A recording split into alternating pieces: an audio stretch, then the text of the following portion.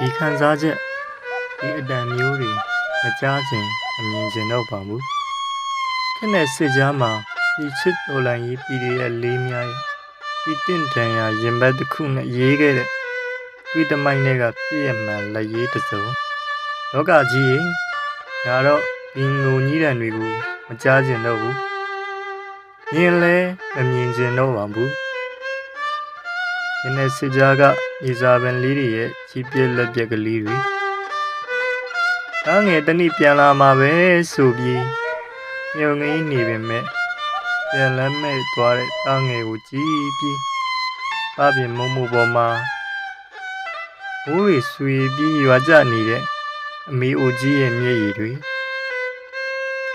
ကြွမနိုင်ကြီးမီးနဲ့ရှုခံရတဲ့ကစားခံလူသားတိုင်းတို့ရဲ့မျက်ရည်တွေကြီးစံရှောင်ရင်ပညာရှာနေရတဲ့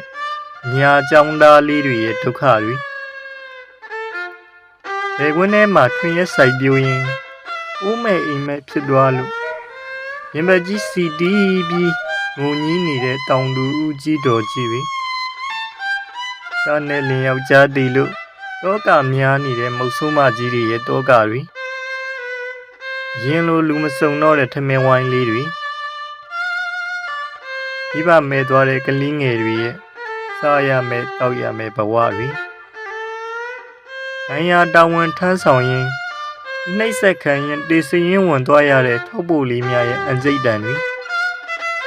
တူတိတ်စွာအမိန်ပြန်ပြီးတိတ်ဆိတ်စွာတကြိုထားရတဲ့ရဲဘော်လေးများရဲ့အုတ်ဂုံနီနီလေးတွေဂါမီလောင်အိမ်ကပြောင်ပြီးအာကိုရာကနှက်ထိရင်ဘတ်စီတီးပြီးငိုကြည့်ချက်တွေ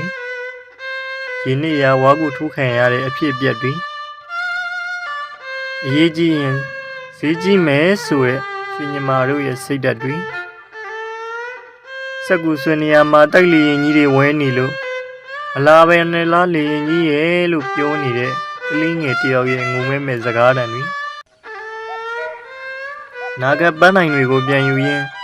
အတဇတိလိုက်ရတဲ့လူငယ်တချို့ရဲ့မချစ်မဆန့်ငုံကြီးတန်တွေအာနာရှင်ကိုတော်လန်ရင်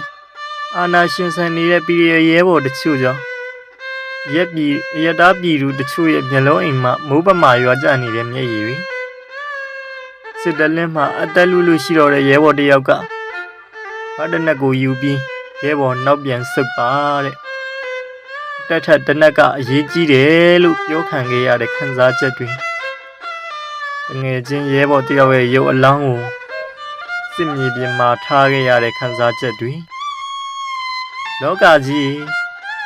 ငါမကြားခြင်းမမြင်ခြင်းတော့ပါဘူးလောကကြီးတောင်းငယ်ခစစ်တူလေးအညာမီ